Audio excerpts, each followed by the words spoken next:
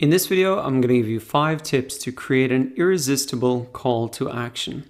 A strong call to action is the difference between a page that converts and one that falls flat. So the first tip to create an irresistible call to action is to have a call to action on every page, not just your home page, but also your blog posts, in your emails, and really any Facebook post or any marketing content that you do. Because everything that you write should have a call to action. After all, you're creating that piece of content for a specific reason. You want to build engagement with your prospects and audience and really get them to start taking action. And it mightn't always be the call to action on your homepage, such as signing up for the 14-day trial. It could be sign up to your mailing list so then you can potentially sell to them later on. Or it might even be in an email, getting them to share it with somebody or reply to you so you can learn a little bit more about their problems and what you can help them with. But really, you should be engaging with your audience at every opportunity that you can to really build that relationship where you do something and they take action, and that's why you should have a call to action on every page. Now, I also recommend that you begin with the end in mind. So before you start writing anything, an email, a blog post, or a landing page, decide what action you want that reader to take at the end so you're really clear on it, because if you're not clear on it, they're not going to know what to do. So the second tip to create an irresistible call to action is to start with a verb.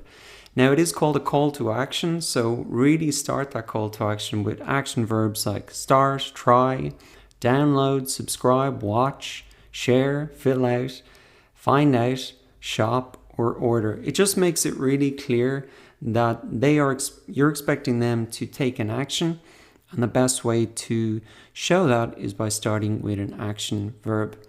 Now, some of these action verbs like start or try are great to use because they don't seem as committal as something like buy or shop.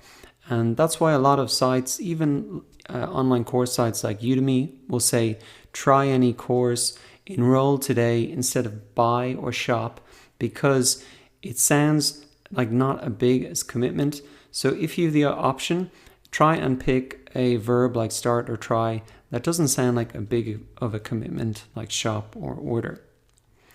Now, the third tip to create an irresistible call to action is to create a sense of urgency. And here are some easy ways to create a sense of urgency in your call to action. Include words like click now, try our software or service today, limited time offer, quantities limited, only 47 left, sale ends on August 31st, doors close on Thursday, and don't miss out. These are all ways to create that sense of urgency. This has been a technique used before the internet was even invented to get people to buy things. The closing down sales that you might see in a retail shop, the Christmas sales, the January sales. People know that there's a deadline there, and that really encourages them to buy because it creates that sense of urgency. Now, the fourth tip to create an irresistible call to action is to really just make it visible. You need to be really clear on what you expect people to do. They don't have time to figure it out what they're supposed to do next. So you should really draw the user's eye to the action you want them to take. And you can use contrasting colors, like maybe on a website or in a blog post. Like, for example, here you can see I've highlighted in yellow, in a yellow box here, the call to action, which is to download a PDF. And of course, they enter their email in order to get that.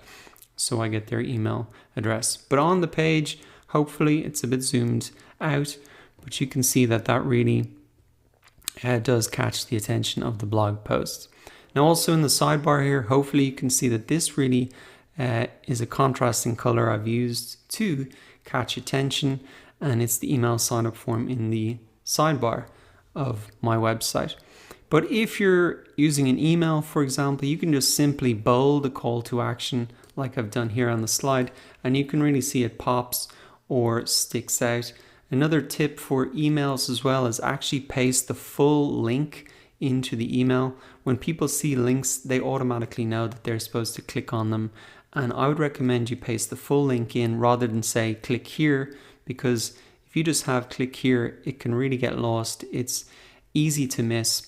And if you want to make it visible in an email, you can just paste the whole link in. Even on a Facebook post as well, pasting the whole link in makes it really visible. It's really obvious what you want them to do. So tip number 4 is to make it visible. Now tip number 5 is to minimize the risk. If you want to really reduce people's fears and hesitations, you should minimize the risk and really make it easy for them to say yes. And there's a couple of ways that you can do that. One is the money back guarantee.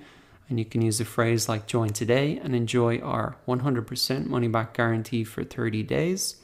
You can also use something more specific, like if you don't get X result by X time, then I'll give you 100% of your investment back, no questions asked. And that's a good phrase to use because you're getting 100% of your investment back. So it's making them think that's an investment, it's not just an expense. And also no questions asked also reduces the risk because they know, okay, I'm not going to be bounced around from support teams. There's nothing I have to do in order to get the refund. It's just no questions asked.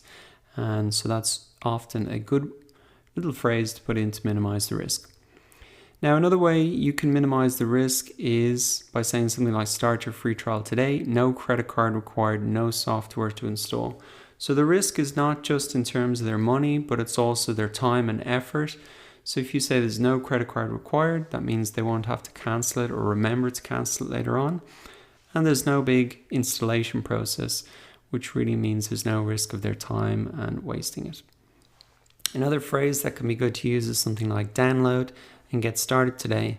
Sign up in just 60 seconds, get approved in just 8 minutes is another thing I've seen. And those specific time numbers really minimize the risk and say, okay, I'm not going to be doing this for the next 2 hours. I can get this done quickly and it's going to be quick to get going.